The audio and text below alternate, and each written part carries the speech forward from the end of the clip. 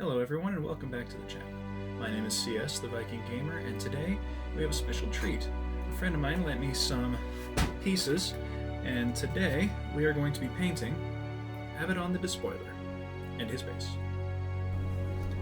So we start things off with coating everything white on the base with Talaran sand.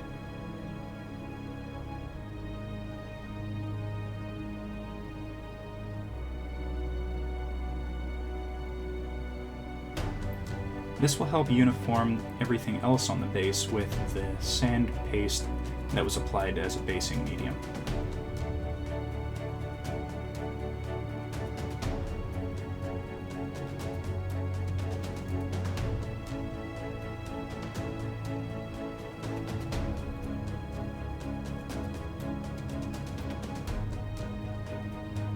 Once that's done, we grab some Mephiston red and hit up not all of the flame, but about half the flame on the torch.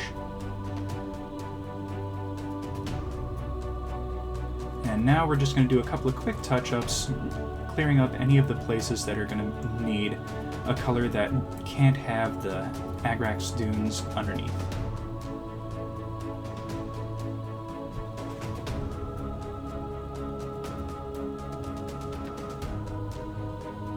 These touch-up areas include the Space Marine's body, any of the spent bullet casings, skulls, and any other details that are going to get a primary color later.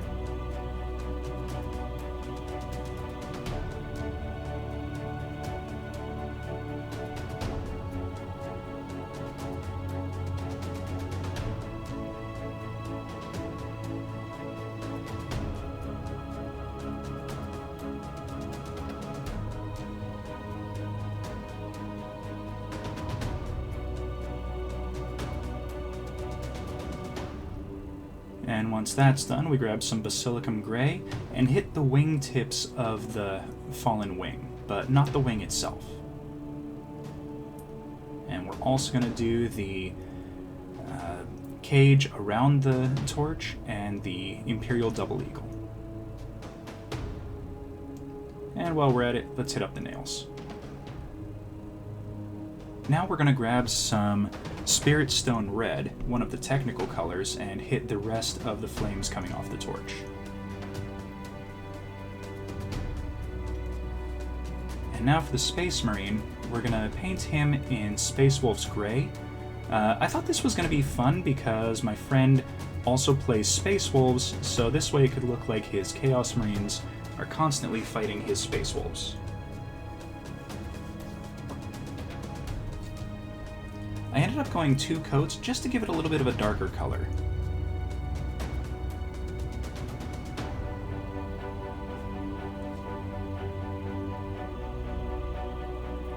And now we're going to hit up a couple of areas with some lead belcher just to give some extra detail and contrast. This is going to include the wing itself and the kind of metal cable that's strewn across part of the base.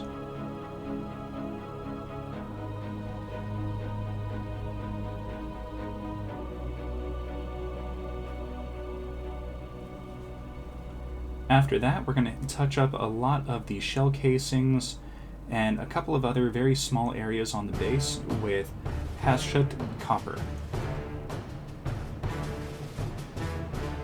Once a wash is applied to these, they'll really look like old spent shell casings, and that'll give a real nice extra bit of flair to the model.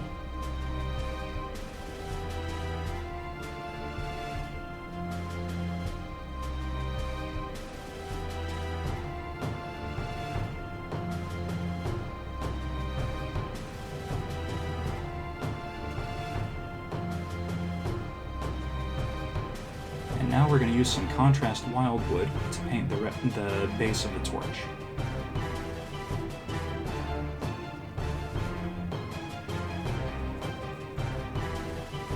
And now we're going to coat the entirety of the base, minus any details, with Agros Dunes contrast paint. This will help unify the sand of the base with the Talaran sand that was painted on earlier. And it should, once it's all dried, be a uniform color throughout. And you can see already that any of the copper pieces are already starting to show through the base and really just kind of pop against the sand. And this will be even more pronounced once we do a wash.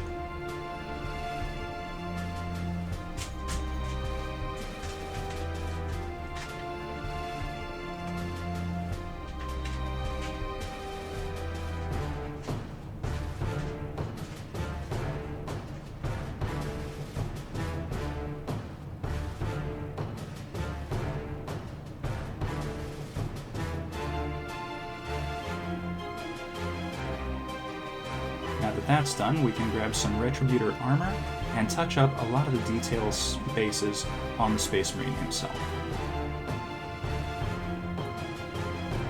giving him kind of the appearance of one of the Honor Guard of the Space Wolves chapter.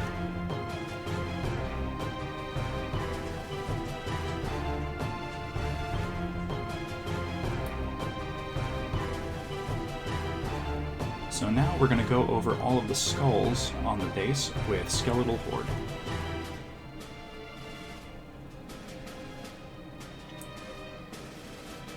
Once that's done, we're going to touch up the Space Marine himself with a good coating of Null Oil. This will help darken all of the recessed areas and give a good color contrast for him.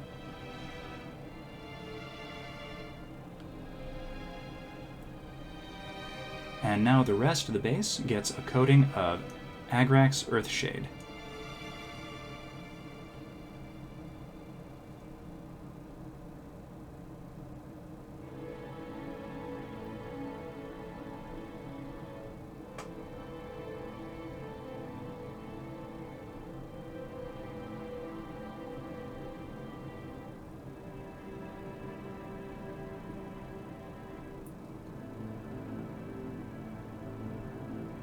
Once this is done, I let it set to dry for about 20 minutes.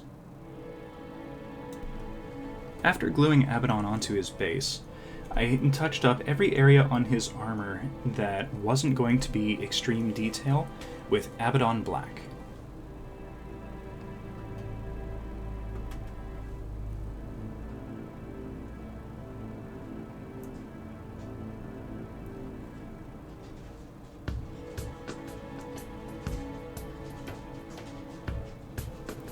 There was a lot of little nooks and crannies on the armor that was difficult at first to get to with a brush. And it's for this reason that I recommend, if you're going to be painting a highly detailed model like this with a lot of sections that are tucked behind other things, the easiest way to do it is actually to paint some of the sections before you glue parts of the model together.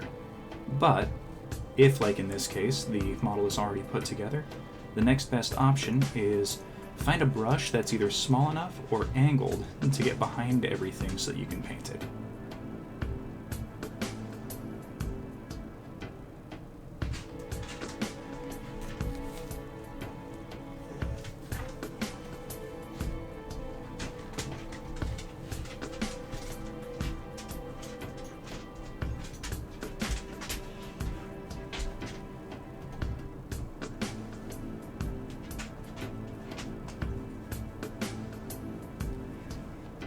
I had first thought to paint the back of this gauntlet black, but I ended up painting it red later because I thought that that would be a better way to highlight the design on the back of the gauntlet.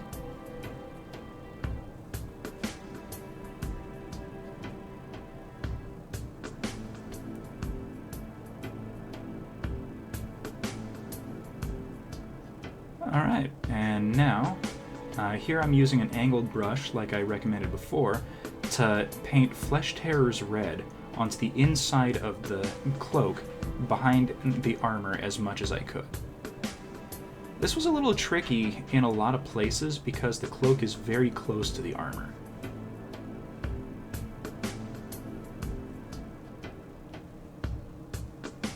Now, some areas I'm not overly concerned about because the details are going to be using layer paints, and those will paint over the contrast without any real issue.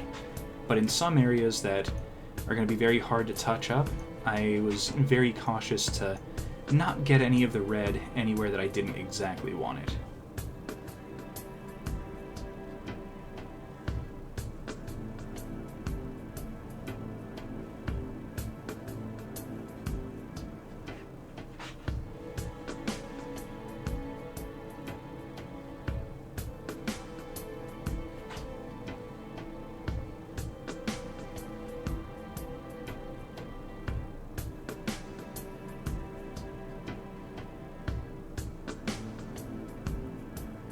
And since all of the behind painting has been finished for the moment, I switched back to a normal brush and just kind of quickly coated the rest of the back of the cape.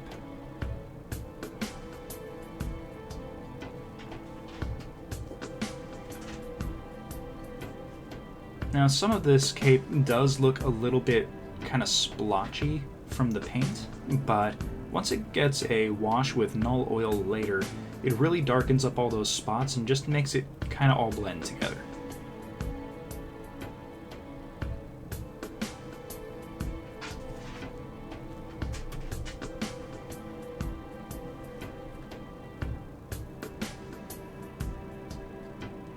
And now that that's done, I grabbed Gore Grunta Fur, another contrast paint, and then painted this fur section on the top of his cloak.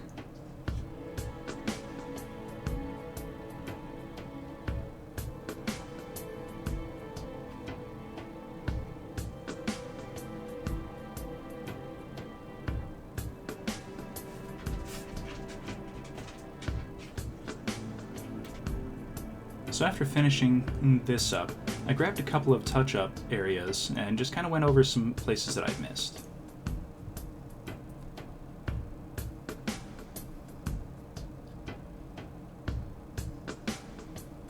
And I also realized that this section holding up his little trophy rack looked better in black, so I went over it with a black instead.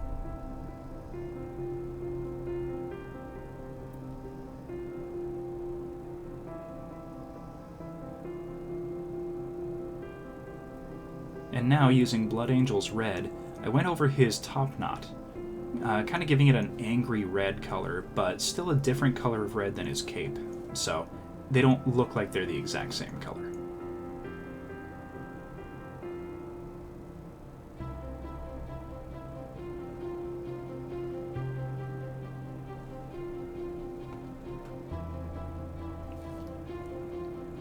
Then I used Basilicum Gray in the palm of his clawed hand.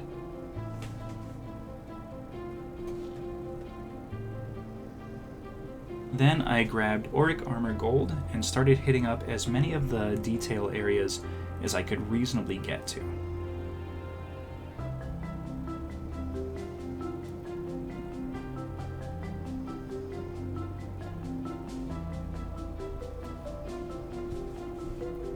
And since the main colors of the Black Legion are black, red, and gold, there were a lot of detail areas that needed this color. So this process actually took longer than painting the black sections of the armor.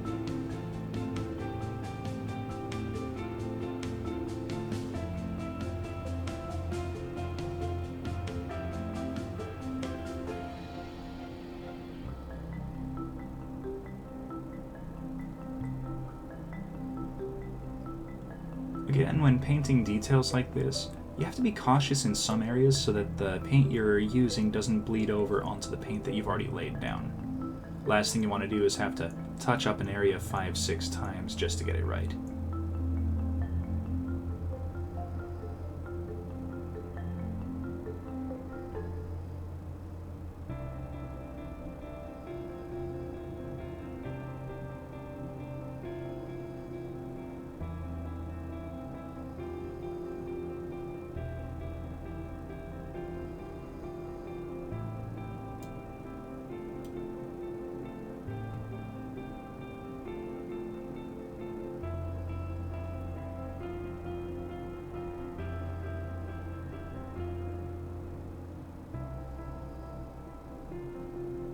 I originally painted this little eye the center of the eye gold, but later changed it to red because I thought it looked a little bit more appropriate.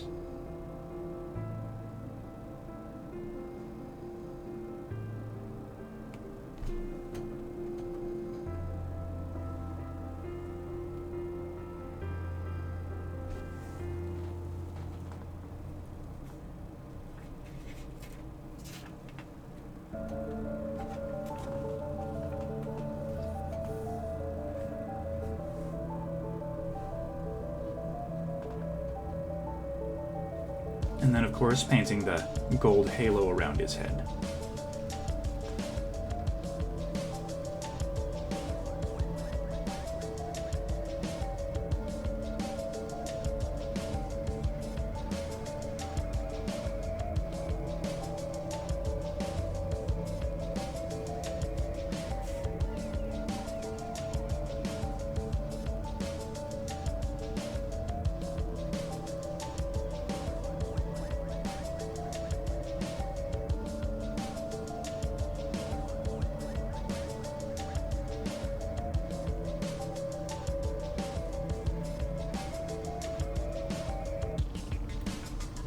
Now that that's done, we grab some lead belcher, and a lot of the kind of on the back details and all of the hose sheathing gets a coating with the lead belcher. So you can't quite see it yet, but the hoses coming off of him actually have two parts. There's an outer hose and then an inner hose. I wanted the outer hose to be coated in silver, and then the inner hose gets a different color a little bit later. This gives a good two-tone color to the hoses, and also kind of helps break up the monotony of just one or two colors on the model.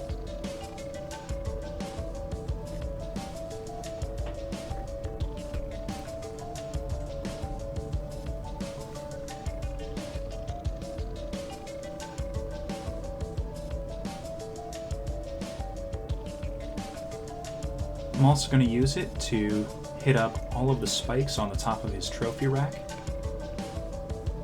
as well as the claws on his gauntlet hand.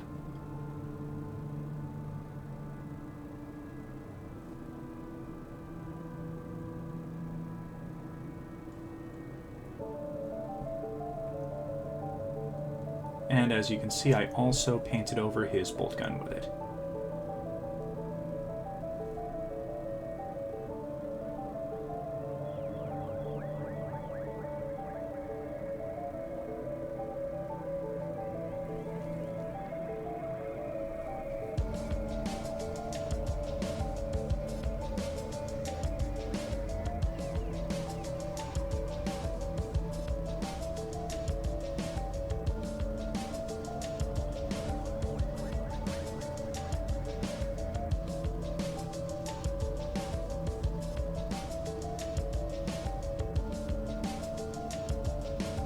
And now we grab some Balthazar gold, and we're going to use that to paint his belt, as well as the intersections of the hoses, all of the little metallic, kind of like the hydraulics of his armor.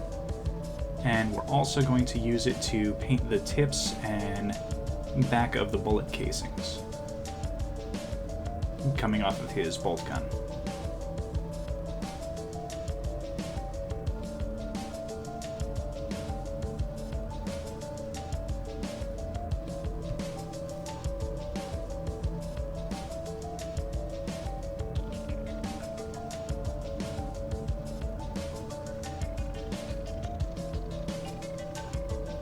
So as you can see, this really does help bring a lot of life to the model and give a lot of the details just a little bit more of a pop.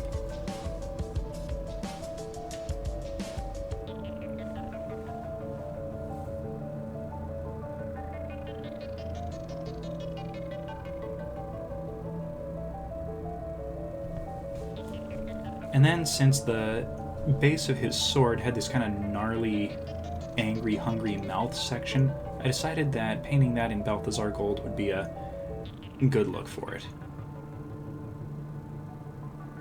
So here we're grabbing some Stormhost silver and just going over the blade with it. This isn't so much to be a color on the blade, but to help the next layer of color on the blade really stand out.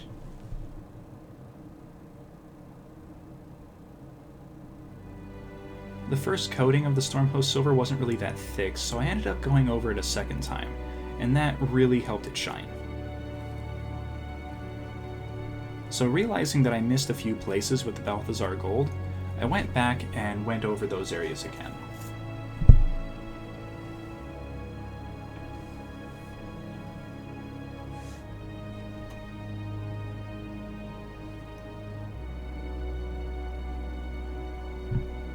One of the most important things I've learned when painting models like this is don't get hung up on painting every single area that a color gets immediately. It's okay to go back and paint them a second time.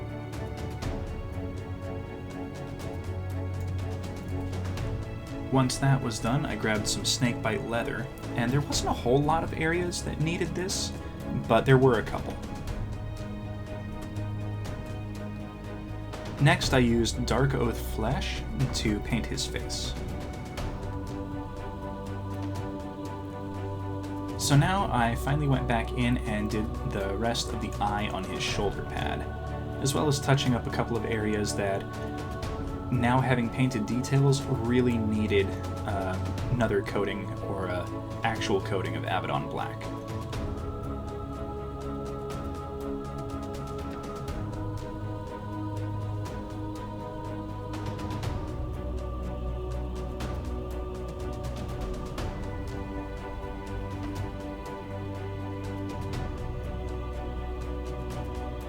Okay, and now I'm doing 2 coats of Soulstone Blue, a technical paint, on top of the Stormhost Silver of the sword. This will help give the sword a nice shine, like it's a high-tech power sword.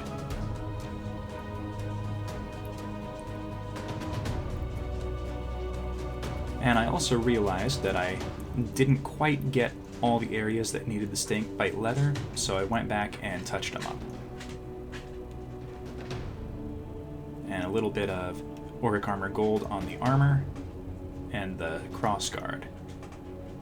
I also took this time to highlight and frame the belt in the Auric Armor Gold.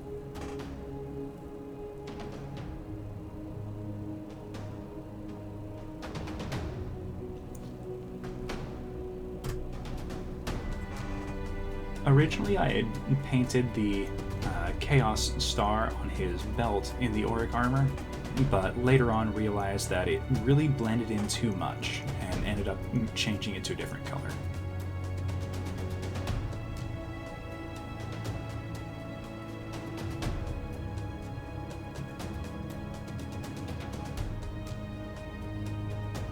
So going back to Leadbelcher, I painted the rest of his one hand with Leadbelcher just to kind of give it that gauntlet look. And then going over the chain and the kind of center strip for the line of bullets.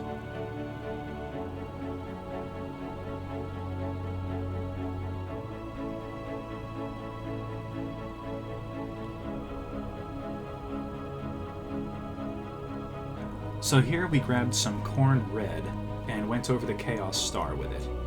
And really, I think this worked out great because it stands out a lot more now and doesn't just look like a really large belt. So sticking with the Space Wolf, dead Space Wolf theme, I grabbed Space Wolf Grey and went over the Space Marine helmet with it. And then used a little bit of Leadbelcher on this skull to give the cybernetics a quick coat with it. So now I'm testing this out. I honestly don't know if it did a lot, but it's Guilliman Blue Glaze. So now here we are hitting up all of the skulls on his trophy rack with Skeleton Horde.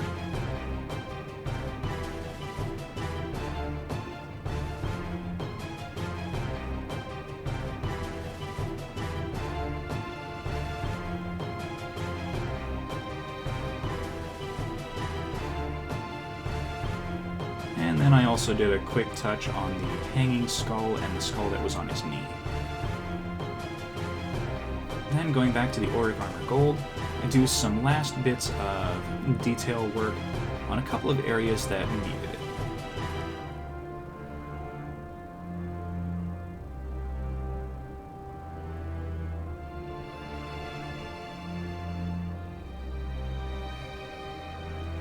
And now, grabbing the Agrax Earthshade, I gave a good wash on the Gorgrunta fur at the top of his cloak.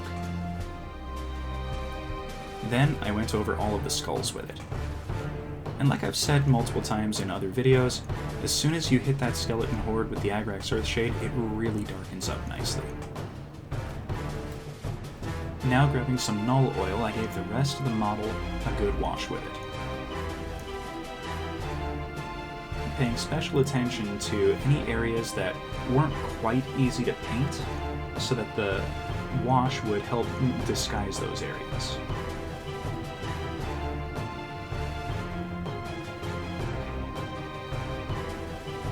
Now the blade of the sword itself didn't actually get any wash because I wanted it to be that stark blue contrast to everything else on the armor.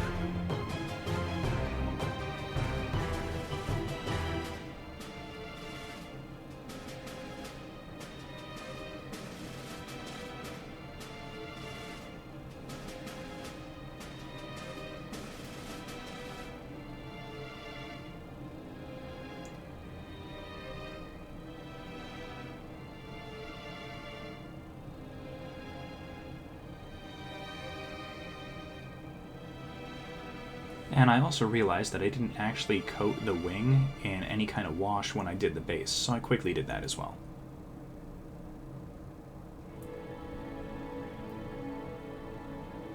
And here we are with the finished product. Alright everyone, thank you for tuning in today. This was painting Abaddon the Despoiler of the Black Legion Chaos Space Marines. I had a lot of fun painting this. All told, it took about 2.5 hours to paint the model and the base. Alright, so please hit that like button, subscribe for future content, tune in next week when we do another painting video, not sure what it's going to be yet. And remember, victory or Valhalla.